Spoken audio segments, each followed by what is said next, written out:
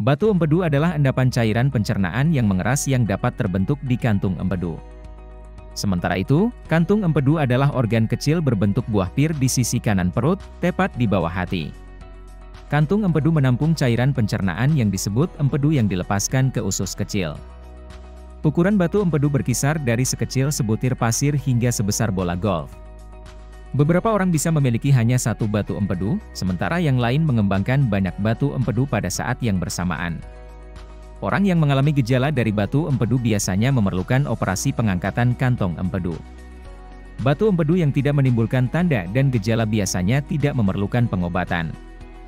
Faktor risiko batu empedu. Ada beberapa faktor yang dapat meningkatkan risiko batu empedu, antara lain: perempuan, berusia 40 atau lebih tua, menjadi penduduk asli Amerika dan Hispanik asal Meksiko, memiliki kelebihan berat badan atau obesitas, tidak banyak bergerak, sedang hamil, sering makan makanan tinggi lemak, sering makan makanan tinggi kolesterol, sering makan makanan rendah serat, memiliki riwayat keluarga dengan batu empedu, mengidap diabetes, memiliki kelainan darah tertentu, seperti anemia sel sabit atau leukemia, menurunkan berat badan dengan sangat cepat, minum obat yang mengandung estrogen, seperti kontrasepsi oral atau obat terapi hormon, memiliki penyakit liver.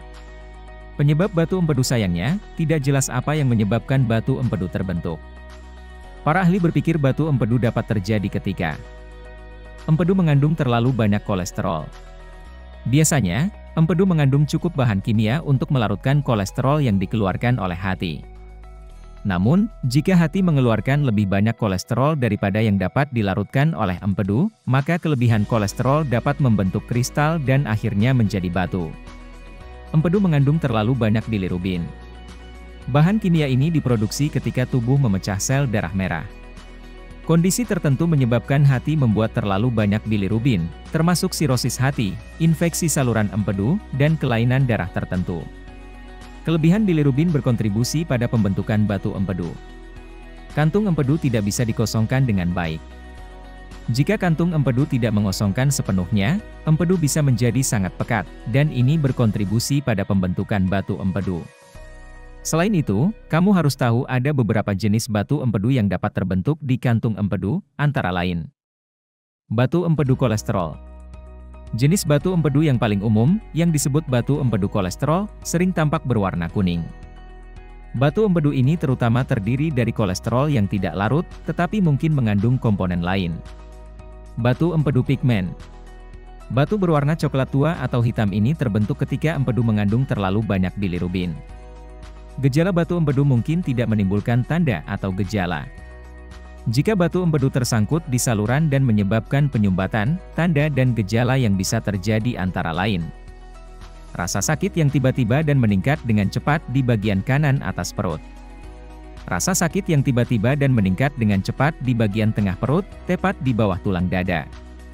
Sakit punggung di antara tulang belikat. Sakit di bahu kanan. Mual atau muntah. Nyeri batu empedu dapat berlangsung beberapa menit hingga beberapa jam. Segera buat janji dengan dokter jika kamu memiliki tanda atau gejala yang mengkhawatirkan, seperti misalnya sakit perut begitu hebat sehingga kamu tidak bisa duduk diam atau menemukan posisi yang nyaman. Menguningnya kulit dan bagian putih mata, jaundice. Demam tinggi disertai menggigil. Komplikasi-komplikasi batu empedu mungkin termasuk peradangan kantong empedu. Batu empedu yang tersangkut di leher kandung empedu dapat menyebabkan radang kandung empedu, kolesistitis. Kolesistitis dapat menyebabkan rasa sakit dan demam yang parah. Penyumbatan saluran empedu. Batu empedu dapat memblokir tabung, saluran, di mana empedu mengalir dari kantong empedu atau hati ke usus kecil. Sakit parah, penyakit kuning dan infeksi saluran empedu dapat terjadi karena kondisi ini. Penyumbatan saluran pankreas. Saluran pankreas adalah tabung yang mengalir dari pankreas dan terhubung ke saluran empedu sesaat sebelum memasuki duodenum. Cairan dari pankreas, yang membantu pencernaan, mengalir melalui saluran pankreas. Batu empedu dapat menyebabkan penyumbatan pada saluran pankreas, yang dapat menyebabkan radang pankreas, pankreatitis. Pankreatitis menyebabkan nyeri perut yang intens dan konstan dan biasanya memerlukan rawat inap. Kanker kantung empedu. Orang dengan riwayat batu empedu memiliki peningkatan risiko kanker kantung empedu. Meski begitu, kanker ini sangat jarang terjadi.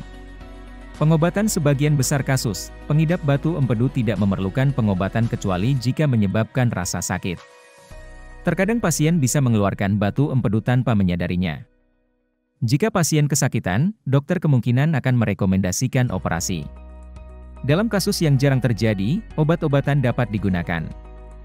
Jika kamu berisiko tinggi mengalami komplikasi operasi, ada beberapa cara non-bedah untuk mencoba mengobati batu empedu.